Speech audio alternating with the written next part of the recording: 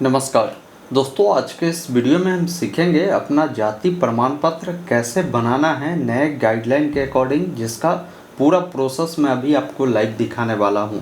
क्योंकि काफ़ी सारे लोगों का कमेंट आ रहा है कि हमारा जो जाति प्रमाण पत्र है अप्लाई करते हैं लेकिन रिजेक्ट हो जाते हैं। बहुत सारे लोग ऐसे भी हैं जिनके पास अभी नई गाइडलाइन के अकॉर्डिंग जो डॉक्यूमेंट मांगे जा रहे हैं उनमें से कोई भी डॉक्यूमेंट उनके पास नहीं है, सिर्फ आधार कार्ड है। वो आधार कार्ड के बिहेव पर चाहते हैं कि हमारा जाति प्रमाण पत्र बन जाए। तो वैसे लोगों को कैसे अप्लाई करना है, सारा प्रोसेस इस वीडियो में दिखाई जाएगी।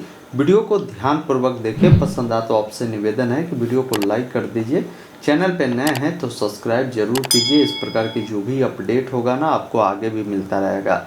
आइए फिलहाल अपने स्क्रीन पर चलते हैं, पूरी जानकारी बताते हैं कि कैसे आप सभी को जाति प्रमाण पत्र के लिए आवेदन करना है। जाति प्रमाण पत्र बनाने के लिए आपको अपने मोबाइल या लैपटॉप में गूगल ओपन करना है। गूगल में लिखना है RTPS, ये जो वेबसाइट है serviceonline.bihar.gov.in का मिलेगा, इससे ओपन करेंगे। अब यहाँ पर देखेंगे ना एक ऑप्शन मिलता है ऑनलाइन आवेदन दे, जिसमें सामान्य प्रशासन विभाग का विकल्प मिलता है। इस पर क्लिक करेंगे और यहीं पर जाति प्रमाण पत्र का निर्गमन का विकल्प मिलता है, जिसमें अंचल स्तर पर आपको क्लिक करना है। जिसमें सबसे पहला चीज़ है कि जेंडर बताना है। लड़का है तो आप पुरुष चुनेंगे, महिला है तो आप यहाँ से जो है स्त्री चयन करेंगे। अब जो भी नाम है यहाँ पर लिखेंगे। जैसे मान लीजिए सीता कुमारी नाम से मैं आवेदन दे रहा हूँ, तो जैसे सीता कुमारी लिखा तो हिंदी में नाम आ गया। कोई अभिवादन लगाता है तो ठीक है, नहीं तो कोई अभिवादन नहीं चुनना है। पिताजी का जो नाम है आपको लिखना है, माताजी का जो भी नाम है आपको यहाँ पर लिखना है। बाकी कोई अगर महिला है, अगर उनके शादी हो चुकी है तो उनके हस्बैंड का नाम आप यहाँ पर दे सकते हैं। बाकी हस्बैंड का नाम हिंदी में देखने को मिलेगा। अब यहाँ पर कौन सा मोबाइल नंबर देना चाहते हैं वो नंबर डालेंगे और बाहर में कहीं भी क्लिक करेंगे तो आपके नंबर पर एक OTP जाता है। उस OTP को क्या करेंगे ना, यहाँ पर आपको फिलअप कर यहाँ पर वैलिडेट का एक ऑप्शन है, जिस पर क्लिक करेंगे आपका मोबाइल जो है वेरीफाई हो जाएगा। ईमेल आईडी डालकर उस डाल देना है। अब यहाँ पर देखिए एड्रेस पूछ रहा है, जिसमें आपका स्टेट जो है बिहार होगा तो उससे चुनेंगे। जो भी जिला पड़ता है वो चुनना है, जो भी अनुमंडल पड़ता है वो चुनना है और जो भी ब्लॉक पड़ता है उसको चुनना है।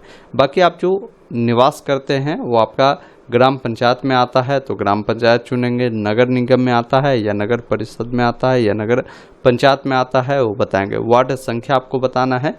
जो भी पंचायत पड़ता है पंचायत का नाम लिखेंगे, अपना गांव का नाम लिखेंगे, पोस्ट ऑफिस लिखना है और जो भी पुलिस स्टेशन है उसको आपको यहाँ पर बताना होगा और पिन कोड देना है। अगर आपका जो ये एड्रेस है प्रेजेंट एड्रेस और ये लोकल बॉडी एड्रेस, तो आप इस चेकबॉक्स पर टिक करेंगे। अलग अलग है तो अलग अलग जानकारी को आपको फिल करना है। फिर नीचे आना है। यहाँ पर देखिए फ़ोटो बोला गया है अपलोड करने के लिए, तो जो फ़ोटो होगा ना उसको यहाँ पर अपलोड करेंगे। पूछता है ऑक्यूपेशन में कि आप करते क्या है। अगर आप एक स्टूडेंट है तो स्टूडेंट चुनें, सरकारी सेवा में है तो वो बताएंगे, निजी सेवा में है वो बताएंगे, कोई बिजनेस करते हैं या आप फार्मर है या आप गृहिणी हैं या इनमें से कुछ नहीं है। मान लीजिए आप एक मजदूर है तो आप यहाँ पर अदर वाले ऑप्शन को चुनेंगे और अन्य वाले में आप लिख सकते हैं कि भाई हम जो है एक लेबर है। उसके बाद आपकी कैटेगरी कौन सी है, कैटेगरी आप चुनेंगे और कैटेगरी के तहत आपका जाति का नाम कौन सा है और यहाँ पर देखेंगे उस जाति का नाम चुनेंगे। फिर यहाँ पर आपका उपजाति जो होता है उसका नाम भी आपको चुन लेना है। तो ये जानकारी जो है आपका कोड ऑटोमेटिक आ जाता है। अब देखिए जाति प्रमाण पत्र के लिए जो साक्ष्य आपको देना होता है, इनमें कई प्रकार के अलग अलग ऑप्शन है। पहला चीज़ है कि मान लीजिए आपके पूर्वज या आपके पिता के नाम से अगर कोई ज़मीन का खतियानी है तो उसको आप दे सकते हैं, या आपके पिता या पूर्वज को जो है कोई दान वाला ज़मीन मिला है तो दान पत्र होगा उसको दे सकते हैं, या आपके पूर्वज के पास जो भी ज़मीन है उससे संबंधित जो भी कागजात है, जैसे ज़मीन का रसीद हो या हो सकता है ज़मीन का केवाला हो, तो वैसे कोई भी डॉक्यूमेंट हो तो आप इस ऑप्शन के साथ आप चुन सकते हैं। इसके अलावा यहाँ पर देखिए भूमिहीन को आवंटित ज़मीन से संबंधित कोई दस्तावेज है तो उनको भी दे सकते हैं। उसके बाद अन्य राजस्व अभिलेख में अगर आपके पास डॉक्यूमेंट है तो दे सकते हैं। बहुत सारे ऐसे लोग हैं जो मान लीजिए मजदूर है जिनके पास कोई ज़मीन है ही नहीं, या हो सकता है वो ज़मीन अगर हो भी अगर उनके नाम से नहीं है, उनके पूर्वज के भी नाम से नहीं है, तो वैसे स्थिति में क्या करें। या जिन व्यक्ति के पास कुछ नहीं है, वो चाहते हैं अपना जो है यहाँ पर जाति प्रमाण पत्र बनाना, तो आप इस ऑप्शन के साथ भी जा सकते हैं, जिसमें क्या होता है, राजस्व अभिलेखों की अनुपलब्धता की स्थिति में स्थल निरीक्षण हेतु आग्रह। अब इस ऑप्शन को चुनते हैं तो आपको कोई डॉक्यूमेंट देना नहीं होता है, लेकिन इसमें वेरिफिकेशन प्रक्रिया होती है। अब वेरिफिकेशन होता कैसे है, तो सबसे पहला चरण होता है कि अभी आपने आवेदन दिया है, तो आवेदन सबमिट करने के बाद आपका आवेदन चला जाता है आपके ब्लॉक स्तर पर। ब्लॉक स्तर से आपकी जो आवेदन है वो वेरीफाई करवाई जाती है। जो भी राजस्व कर्मचारी होते हैं ना, उनके पास फॉरवर्ड किए जाते हैं। वो वेरीफाई करते हैं कि ये फलना नाम की जो व्यक्ति है, उनके पिता का नाम ये है, ये इस गांव के निवासी है। अब इनका जो जाति है वो पता करिए कि ये जो व्यक्ति है एक्चुअल में किस जाति से बिलोंग करता है। तो वो एक जो राजस्व अधिकारी होते हैं, वो आपके गांव पर जाकर किसी भी व्यक्ति से पूछते हैं, जो अननोन व्यक्ति होते हैं, कि फलाना नाम के व्यक्ति जो है ये किस जाति से बिलोंग करते हैं। तो वहाँ से आपके रिपोर्ट लेते हैं, 2-4 लोगों से वेरीफाई करते हैं कि भाई ये जो जाति आपने चुना है वो जाति से है या नहीं है। जैसे ही ये चीज़ें वेरीफाई अगर आपकी हो जाती है, तो फिर आपके आवेदन जो है आसानी से इस ऑप्शन के साथ भी अप्रूव्ड हो जाएगा।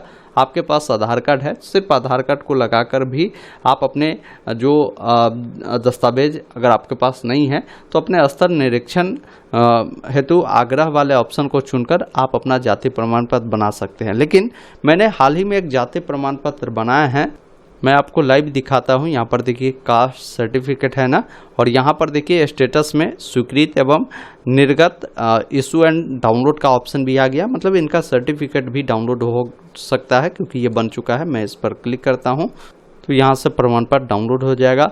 अब देखिए इन्होंने कौन सा डॉक्यूमेंट लगाया था उसको देखना है, तो व्यू पर मैं क्लिक करता हूँ, और जब नीचे देखेंगे इन्होंने डॉक्यूमेंट के रूप में क्या दिया है, तो पहला पहचान पत्र के रूप में तो इन्होंने आधार कार्ड दिया है। दूसरा देखिए राजस्व अभिलेख भूमि संबंधी दस्तावेज इन्होंने दिया है। तो इसमें कौन सा डॉक्यूमेंट दिया है, मैं इस पर क्लिक करता हूं, तो देखिए आपके सामने ये डॉक्यूमेंट आ गया। इसमें देखिए इन्होंने अपना जमाबंदी पंजी का जो कॉपी है वो लगाया है। जमीन से संबंधित जो जमाबंदी पंजी होता है ना, उसको लगा दिया है।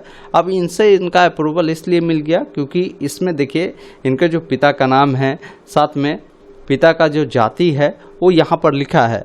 अब यही जाति अगर आपका वेरीफाई हो जाती है, आपने जो जानकारी दिया उससे, तो आसानी से आपका अप्रूव्ड हो जाता है।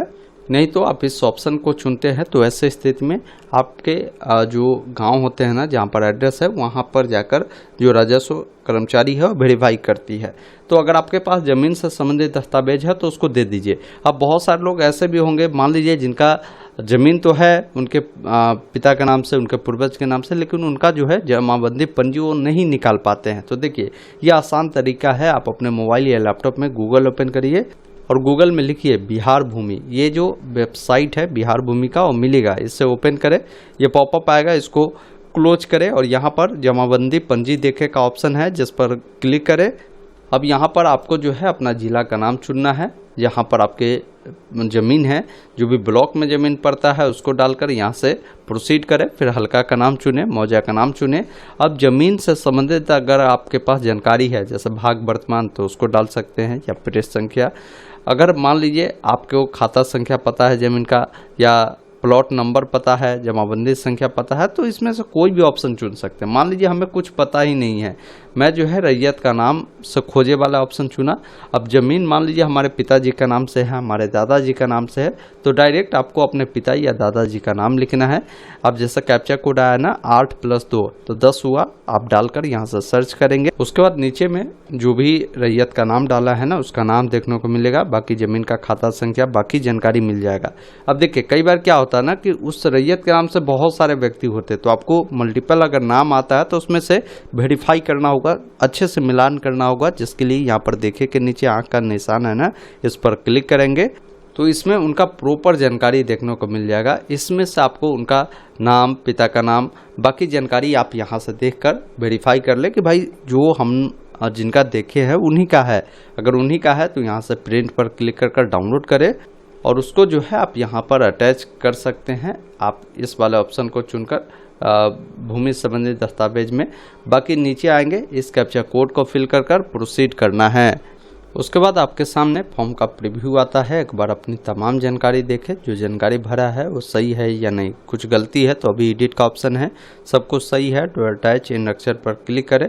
अब यहाँ पर आपको अपना जो है आईडी प्रूफ देना होगा। देखिए आईडी प्रूफ में कई सारे ऑप्शन हैं, जैसे आप वोटर आईडी कार्ड हो, आधार कार्ड हो, जो भी देना चाहे उसको आप यहाँ पर अपलोड करेंगे। दूसरी चीज़ है कि अगर आपने ज़मीन से संबंधित दस्तावेज चुना होगा तो उसका विकल्प यहाँ पर मिलेगा, उसको आप यहाँ पर चुनेंगे। क्योंकि हमने चुना है कि हमारे पास कुछ नहीं है, तो वैसे स्थिति में मेरा जो है स्थल पर आकर जो ये राजस्व अधिकारी है वो निरीक्षण करे, वो वाला ऑप्शन चुना है, इसलिए हमें दूसरा डॉक्यूमेंट का ऑप्शन नहीं मिला। लेकिन अगर आपके पास ज़मीन से संबंधित दस्तावेज है उसको लगाकर अपलोड करें, फिर उसको जैसे ही सेव करेंगे तो फाइनल प्रीव्यू आपके सामने आएगा, उसको एक बार जरूर चेक करें। कुछ भी गलत है तो अभी कैंसिल कर दोबारा से भरें, सब कुछ सही है तो सबमिट वाले विकल्प पर क्लिक करेंगे। आपका फॉर्म सक्सेसफुली सबमिट हो गया। अब इसका प्रिंट लेने के लिए नीचे में जाकर आप इसको प्रिंट ले लेंगे। उसके बाद समय समय पर आप इस वेबसाइट पर आकर यहाँ से आवेदन की स्थिति देखें, जिस पर आपको क्लिक कर आपको आवेदन की स्थिति देखना है, जिसमें आपको अपना एप्लीकेशन का रेफरेंस नंबर डालना है, किस डेट को फॉर्म को आपने सबमिट किया है वो डेट डालेंगे, इस कैप्चा कोड को डालकर सबमिट करेंगे। उसके बाद पूछता है कि आप अपना प्रमाण पत्र देखना और डाउनलोड करना चाहते हैं, तो इस वाले विकल्प पर क्लिक करें। अब जो भी आवेदक है जिसके नाम से आपने प्रमाण पत्र बनाया है उसका नाम लिखेंगे, पिता का नाम लिखेंगे, माता का नाम लिखेंगे, सबमिट वाले विकल्प पर क्लिक करेंगे। उसके बाद यहाँ पर आपकी जानकारी आएगी कि आपका स्टेटस में देखिए कि आपका एप्लीकेशन सक्सेसफुल सबमिट है। उसके बाद क्या होता है कि आपका जो प्रिंट एवं राजस्व अधिकारी को जो आवेदन है वो फॉरवर्ड किया जाता है, वो चीज़ें बताएगा। उसके बाद जब वहाँ से फॉरवर्ड हो जाता है ना, तो जब आपका प्रमाण पत्र बन जाता है तो बताएगा स्वीकृत, और यहाँ पर इशू एंड डिलीवर्ड देखने को मिलेगा। इसका मतलब आपका प्रमाण पत्र इशू हो चुका है, बन गया है। कुछ कारण होगा, रिजेक्ट होगा, तो यहाँ पर जानकारी बता देगा कि भाई आपका जो फॉर्म है हमने रिजेक्ट कर दिया है, किन कारण से, तो रिमार्क में आपको लिखा रहेगा कि क्यों हमने रिजेक्ट किया है, वो कारण देख लीजिएगा और उस कारण को सुधार कर आप आवेदन पुनः करिएगा। कहीं कोई दिक्कत नहीं है, आपका प्रमाण पत्र बन जाएगा।